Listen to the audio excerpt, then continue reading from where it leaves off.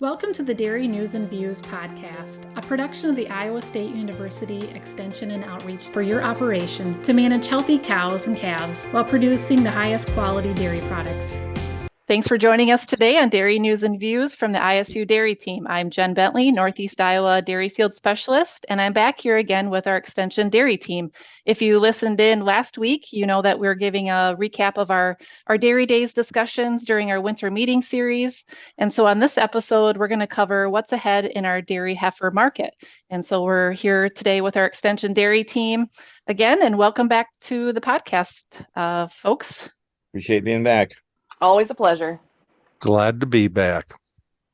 Yeah, so Fred, we're going to focus in on your topic here today.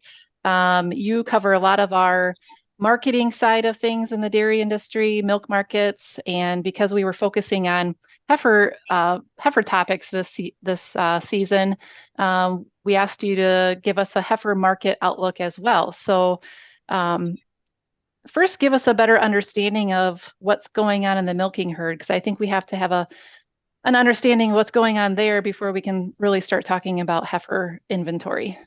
Absolutely, Jen. I started out my portion of the program, saying that there are certain parts of our industry that actually help us price heifers, and the milking herd is obviously a big part of that. Current numbers say the herd rang in at about 9.4 million cows. It's down about 8,000 head from November, but up about 27,000 cows from December of 21. We're probably going to see some limited growth in the herd in 2023. In a world where base excess programs are now commonplace, how herds will grow is the question. Ongoing processor expansions in Kansas, South Dakota, Texas. The reality of it is that's going to attract the largest dairies.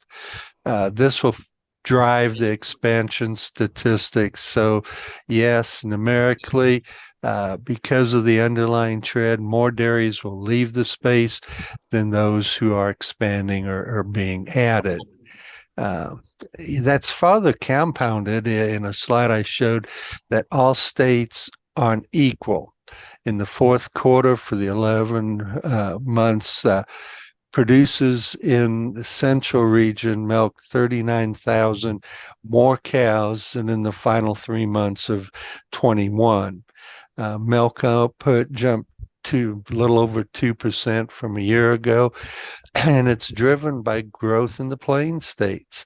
Texas accounted for 39% of year-over-year growth in milk output. South Dakota 18.5%, Iowa 16.5%, and Kansas 8.4%. When you look at the full picture, you've got to look at the cull cows. We declined slightly in November and remained behind last year's pace at 250,000 head. The November total was down 1,900 from October, but about 5,500 more than in 2021. 2.8 million head year to date in cull slaughter was about 57,000 head less than the same period. And it's the lowest 10-month total to start the year since 2017. And that's kind of important because as we're referencing heifers, if we're actually keeping more cows in our herd, we may not need as many heifers to keep our numbers up. Going back to state information, South Dakota and Georgia lead the nation in growth. Florida and New Mexico are shrinking the fastest. So if you keep that in mind, it's really no surprise where the need is going to be for heifers. Iowa's the fourth fastest growing state, but it's not the same on both coasts. Western Iowa along the I-29 corridor probably will compete for heifers and support the prices a little stronger than what our Eastern Iowa dairymen will see. Fred, one of the things you talked about was the difference between recession and depression, or recession and inflation. Can you talk about that a little bit more? Absolutely. When we're looking at high inflation, we all feel that. Uh, you maybe work a few extra hours, get some overtime. You maybe pick up a evening gig or a weekend gig. The upshot is you make more money. Now, the second part of that is instead of buying the name brand product, you may buy store brands. You're not necessarily going to do without, wavy chips for the Super Bowl, but it may be the store brand that costs, half as much as the name brand. In a recession, it's a little different. Everything is cut back. If you take mom out to the white linen sit down restaurant, that may not happen. Recession makes things expensive enough that you may find that meal is a pizza. You may find that the Friday night when taking the family out before the ball game, it may be McDonald's instead of a sit down. And that kind of tells the story of even into the dairy, you maybe don't want to make that capital investment. You maybe will patch something that you probably would have made a major repair, but recession changes that. So, Fred, I was kind of intrigued with your discussion also about the heifer market's always intrigued me, but when you start taking a look at people buying and selling heifers and how much, I was impressed of how much location, when you take a look at some of the markets you were sharing. Would you mind just sharing some of that market information about where might be some markets to share and what some of the differences in those prices that people actually can actually attain for their heifers if they do market them? Yeah. Location just isn't a real estate adage. It's also in the cow market. If you are in Florida, your heifers are probably going to hit on the Firestones and roll north or west because you just don't have the need for it. In our area, or in my area, we've got two major markets. Pipestone is the big one. When you look at the U.S. replacement cost, somewhere around that $1,600 level, and yet when you follow Pipestone on close-up heifers, December of 21, the average was $1,435. When we look at the current average, it's $1,850. And yet, if you look at the January sale, it was $1,650 for an average, with a fairly narrow range considering from $1,450 to $1,850. Now that's down $200 from previous sales. So is that telling us that we are going to see heifers cheapen up? I think I'd agree with that. We may be in the start of that, but there's a lot of things that affect, obviously price of milk. I just checked and we've got 4 months at $17 milk. We've got a couple months at 18. You go to the end of the year and we're back over 19. So when milk's at $22, $23, you probably will spend more for heifers. When it gets in that $19 range, if you're buying heifers, you're certainly not going to spend as much. Then the availability of heifers is always important.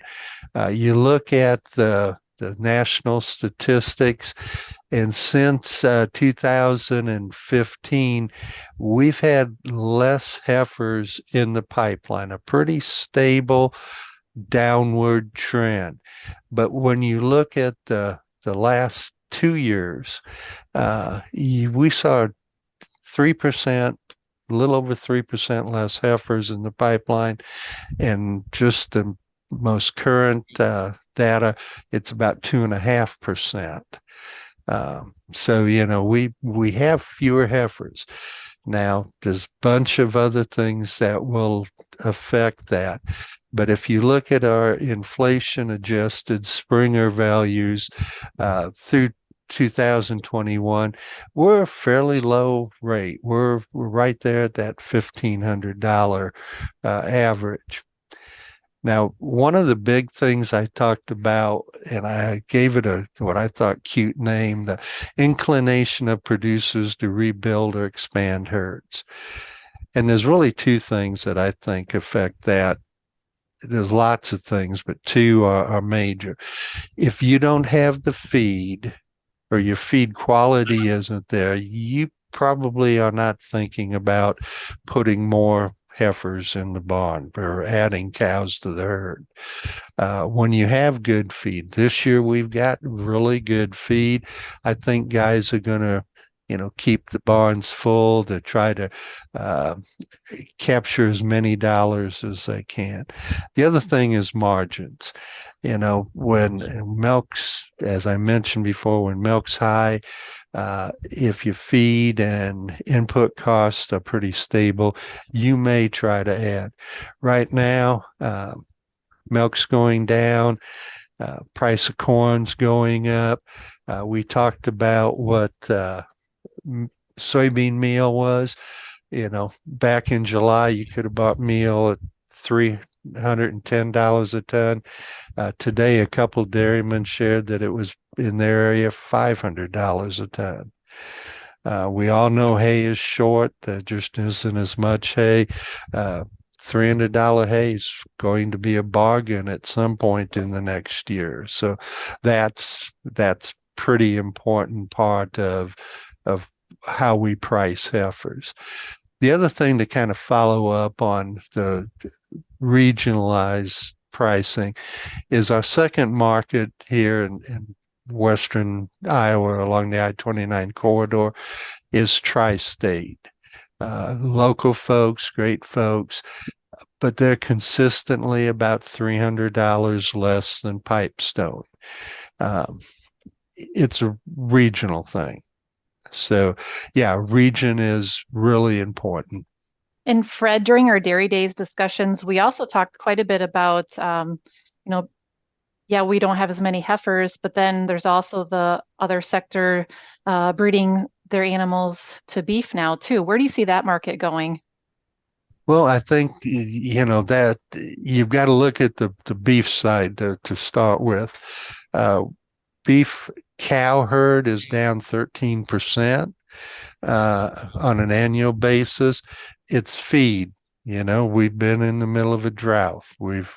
If you don't have wheat to put those cows on or stockers on, if you don't have pasture, you're going to sell cows and heifers. And in fact, we got kind of excited first time in, I think it's 7 months, we saw heifer entering to the feedlot down. It's down by less than 0.5%. So I'm not convinced that it's a trend just yet. So what are the feedlots going to do? They're going to be looking for animals,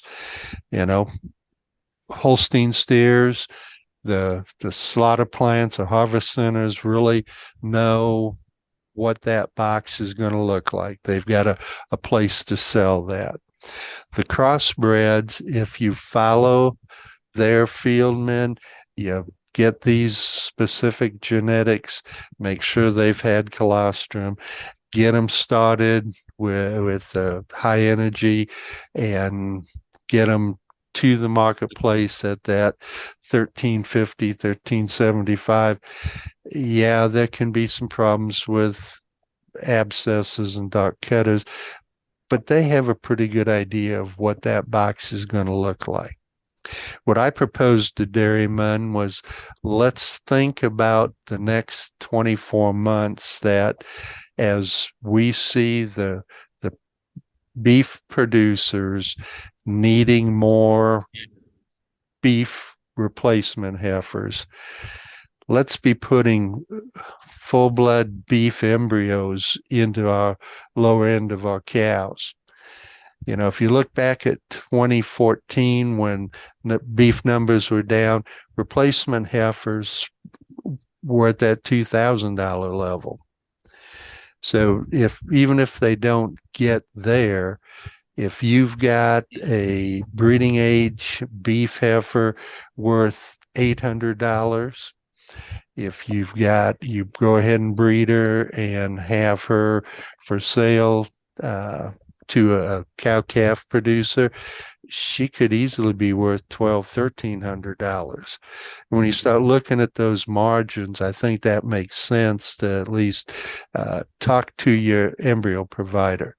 You know, if you can get a pregnancy in at that $200, $210 range, that margin is going to tell you that's a pretty good decision. Well, thanks for all the great information here today, Fred. I think you gave us a lot of great perspective and a lot of good things for producers to be thinking about in the near future when it comes to looking at the heifer market and just overall milk pricing as well coming into the next year here. So any last comments from Gail or Larry to Fred? I just say thanks, Fred. It's really great to when somebody else puts together a lot of that information. I just enjoy how it's packaged, and that's not how mine naturally works through things sometimes. So having somebody on the team who can kind of package and deliver is great for me. Yep, thanks a lot, Fred. Okay, as we conclude here today, I want to thank everybody for joining us, and we look forward to visiting with you on the next Dairy News and Views from ISU. This institution is an equal opportunity provider.